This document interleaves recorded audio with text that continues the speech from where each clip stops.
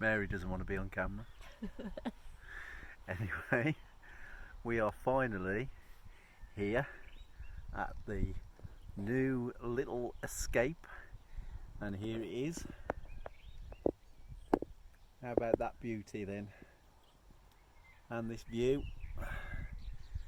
Finally, and I bought some light reading as well, just for chilling out this evening. Nice cup of tea. Cheers.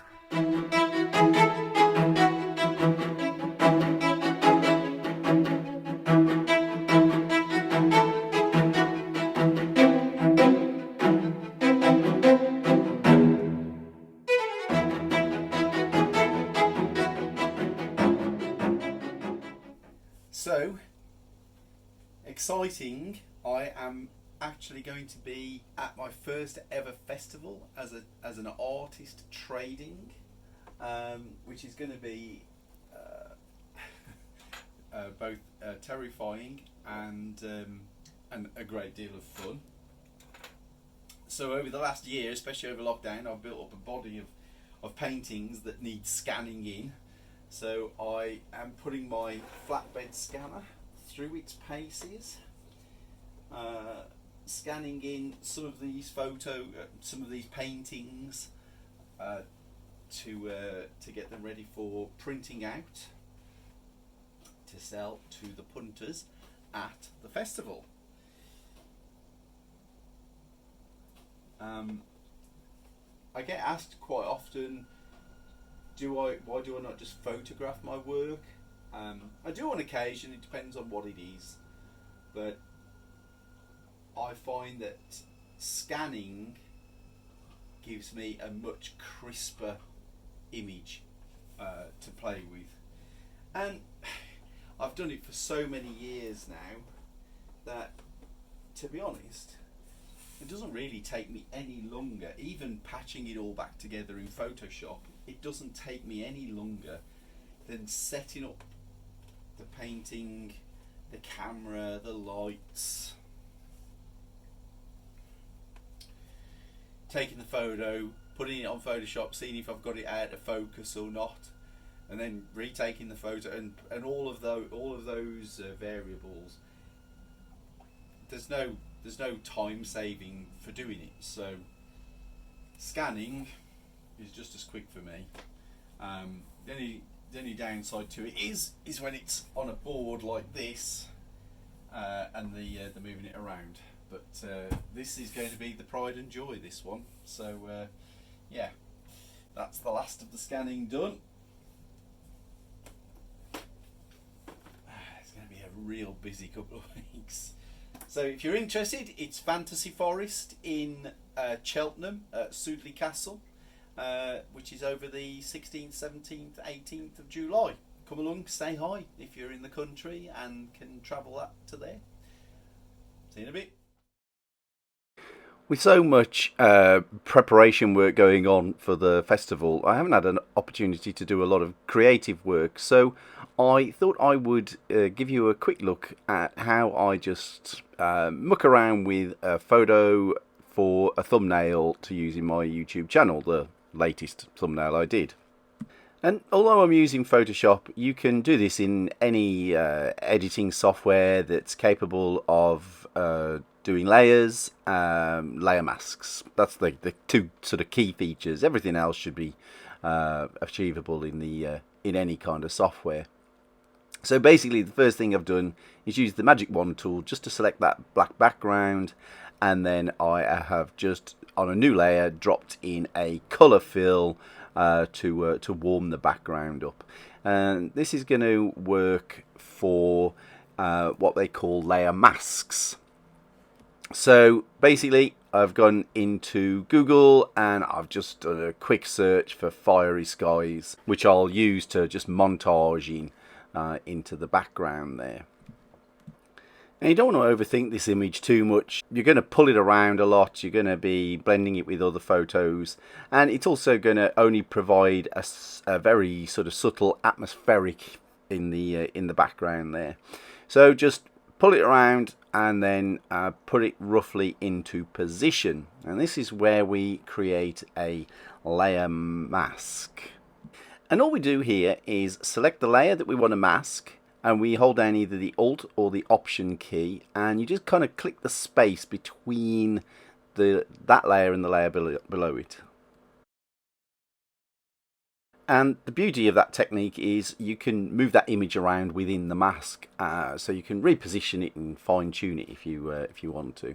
But I knew it was roughly in the right position, so all I want to do now is just the saturation and how dark it is. Okay, back into Google Images, grab another image and copy paste that back into the Photoshop document as its own layer. And we just then run through those exact same processes again, just stretching, pulling, placing, creating the layer mask, adjusting the saturation and how dark it is so as it starts to blend together. But to make that blend even more effective, what I do is I attach a mask to that actual layer, and then using a nice big soft brush, if you paint in black on the mask layer, it will remove parts of the image, and vice versa. If you paint white, it will reveal parts of the image. So a nice big soft brush, a lower opacity, and just a few strokes will allow a soft edge between the first photo and the second photo, which will blend them very nicely together. Okay, this next step is something I usually take. It's more a matter of personal taste really, but I just like the contrast to be a little bit stronger, a bit more energetic, I guess. So I'm creating a levels layer which adjusts the background, so the original photograph. Just pulling those sliders around to increase that contrast. I also pull up the hue saturation so that I can just modify that a little bit. And you'll notice I've done both of these as adjustment layers, which basically means that the effect I'm applying is non-destructive. I can take it back off, or I can go back and tweak it a little bit more if I need to. So it just gives me a bit more control. My next step is to create a new layer, which is going to be a paint layer. And I pick a nice big soft round brush and a nice warm orangey colour that I've colour picked from the background there. And then I just drop a little of that colour over the top of the demons themselves, because I want to give them a bit more of a fiery punch. And I do that by applying a layer blend. And I just basically scroll through the layer blends there that you can see until I see something that kind of works for me, that just gives them something a little bit more unnatural, a bit more devilish. In this instance, I've settled on a vivid light overlay, and then I just play around with the opacity of that layer so that it's not as intense as the full effect. Now I want that chain to look like it's disappearing away into the distance a little bit. So I've added a new layer at the top of the stack there, and I've just applied a gradient that's running from a darker colour through to a transparent or light colour. And then again, just using the layer blends to increase the darkness of that layer, and then reduce the opacity a little bit so that it's just allowing that chain to disappear away without looking so strongly directed off the edge of the canvas. Okay, I decided I wanted to paint out the bases of these minis. So I switch off all of the other layers so that they're not interfering with anything. Add a new layer above the photograph layer, and then just going in using the clone tool to select little bits of background. Just basically blend out, just roughly, nothing too finicky. And just start taking out some of those bases with a soft brush and the clone tool. Once all that was finished, I decided I really wanted something else just in that sky, just to start pulling to a focal point. So I did a quick search for a fiery moon, selected something that seemed to do the trick, and then copy pasted that back into the Photoshop document, and again applied all the same processes as we did with the other photos at the beginning. And that was pretty much it for manipulating the original photograph. I apply my usual text, and there we go. Well, it's definitely getting crazy now. Things are definitely ramping up.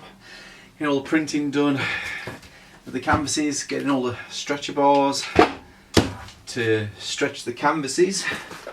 And now my printing has all just arrived for all of the poster prints themselves. I can print my own, but when it comes to volume, my big printer back here is good for short runs but not volume runs, and I wanted my poster prints to have a greater volume. So I just had 2,000 prints arrive with all of the different designs. So I've got half a dozen boxes like this. So now I'm going to give them a quick open and just check them over and see how they look. Yeah, it's hopefully going to be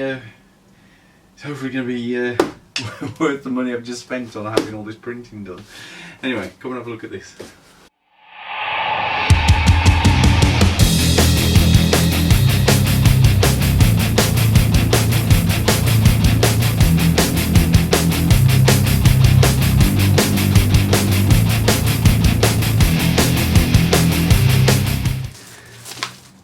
So I've got to give a real big shout out to the company Mixam, who have printed these. They are looking gorgeous, I've got to say.